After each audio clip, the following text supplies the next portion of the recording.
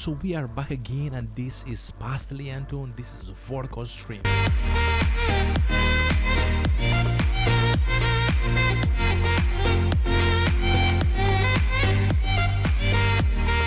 So this is Vertical Stream 101, and I'm Pastor Leanto Mohammed. And so today we're back. And a few weeks ago I was talking about the test of God, but I did not list the various tests of God. And I saw the video, a lot of people give it a lot of reaction.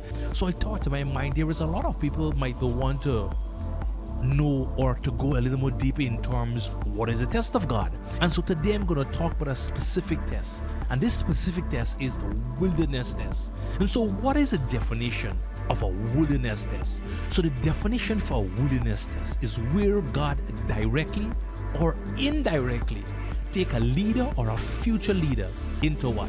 A material or a spiritual dryness or barrenness or a place of desolation. So dryness or desolation into a leader or a future leader. It means he is not seeing any fruits come out from his life or from his ministry. And so he is wondering, hey, I'm in a test. And so in such a time, most leaders, in fact, all leaders think, you know what happened? I am really called. Is God really calling me? And so he is not seeing any fruit or any things that coming out of his ministry or of his life. And so he's wondering, hey, the thing that I'm really doing, I don't think it's a working out, or it's really giving me any justice. And he is wondering if he is really called to the ministry. And so most times, because he's not seeing into the truth of what God is doing, or he's not sensing what God is doing, it appears to him that like God is not working. But it drives him to a place where he can only seek for God. And the thing is that he have nobody in this time of place, dryness and desolation. Nobody will understand you. And so it drives the leader or the future leader into a place where he can only speak to God, because nobody else understands what he is going through. So it drives him to a place to really seek God more. And so what is the purpose of a wilderness test? And so the purpose of a wilderness test is to aware the leaders or the future leaders appreciate where God have brought them and appreciate the good times he have had. And so what God does sometimes is place you through that period of time that you think back on the goodness of God, on the things that he have done for you. Because sometimes, so much things God have done for you, we tends to forget of who God is and what he has done for you. And so most time people call it a thanksgiving, and you say, oh Lord, I thank you for what you have done for me. Or to help leaders to find where their substance comes from. Is it comes from the ministry and the business of your life, or the substance comes from God? And at this time, when you are in a desolate or in a dry place, you figure out, hey, where do my zeal, where do my passion, where do my love come from? So does it come from the things that I'm doing, my business, my job? Or do it come my substance come from the God who sustained me? And so God also used the wilderness test to strip leaders, to strip men of God, to strip future leaders of the ways of the world, of their thinking, the ideology. They want to do it by themselves. They want to do it in their own thinking, or they want to do it how the worldly system does it. But what God do? He stripped them, and then he teach them his way, the spiritual way.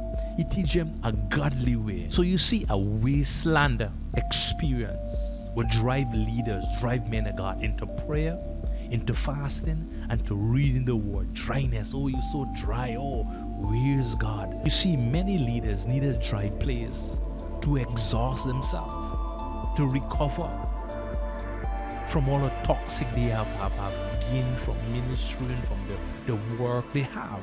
And so the dry place is necessary for leaders. You see, the wilderness test motivate leaders to what? Seek out God in prayer, seek out God in the word. And so they can find the source, the real source. Not to find it in other things, in the wisdom of men, or find it in the work or the job they're doing and get tired and worn out. But this motivate leaders to what? Refresh themselves. Finding the source. So what is my source? Where do my source really come from? You see, when you're in the desert place and you're born out, nobody really can help you. You're desert and you're in a desolate place. Nobody can help you. Minister, your wife, your family, cousin, no other minister can never help you. But what? You find it in what? The source of God. You find it only you and you in a quiet place with God. You would find this place and say, hey, my true strength comes from Yahweh. And so you can find this strength and go back in fire, in joy and excitement. You see, Moses stand out as one who has stood the test of the wilderness test. He is a true example of a person who withstood the wilderness test. You see, after Moses got himself into trouble, he ran from Egypt and he went into a wilderness place. So indirectly, he ended up having trouble in the Egyptian camp. And so he runs from Egypt and he runs to the Midianite desert or the Midianite wilderness. And so he get married and things, his life went on and so and so. But what? There was no fruits coming out of life. He was just basically a shepherd there. And so he was in a wilderness period for 40 years span. So in Acts 7, 29-30, it said that 40 years have passed since an angel have called out to Moses.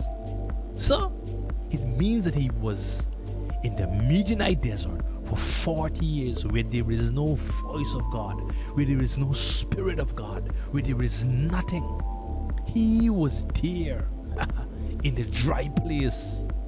No fruits is coming out of his ministry. He see nothing came out of his life, out of his ministry. He begins to question, really, is there a God? Or why did God took 40 years to call such a great man? Why was this great man kept in the wilderness for 40 years? So 40 years he was as a shepherd looking after his father's sheep. So one of the beliefs that people have that why God took 40 years is that they said that God wanted to strip him. God wanted to strip him of his ideology, of his thinking, his skills in Egypt. You see, God had to strip him from the Egyptian law, the Egyptian culture, the Egyptian thinking. Why? Because God wanted to teach him his way, how to do it, not by man's skills or man's ways, but by what? By God's ways. My thoughts are not your thoughts. My ways are not your ways, but how I would do it. So God is teaching him now. God is re-educating him into the things of God. God is showing him how to do things, how God wanted, not how man wanted. And so why many people fail? Because they're doing it how they think.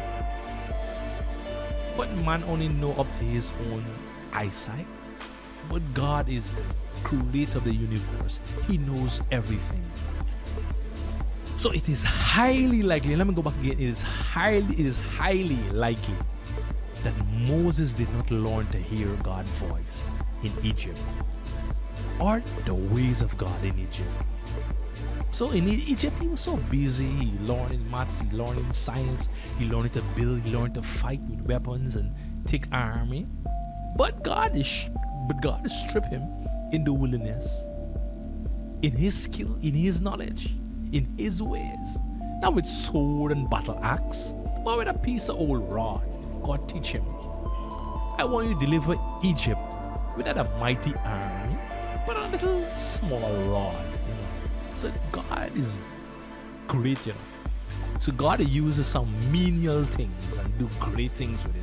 When you thinking it have no purpose or no value, God said use it. I want you to use it. And so this is the God that we really saw, that we focus on, we serve. God of.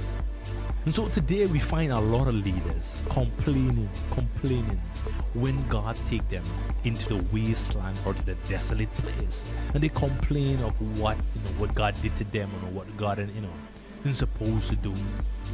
So many of us, sometimes a lot of things happen to us sometimes. So God teaches us strip us and take us into the wasteland. And so sometimes if you see that you're unfruitful in your ministry or you're unfruitful in your life, it is a pattern of how God is trying to strip you. So look at it. Do not complain and murmur and complain about it. Ask God, what do you want me to learn in this time, in this season? So there are a lot of things happening in my life, a lot of things, uncontrollable events. Sometimes I would say some horrible events, and I would think that this is not some time in God. But in the years and the timing of span, then you realize, oh my gosh, I'm really seeing why God, did this thing to me.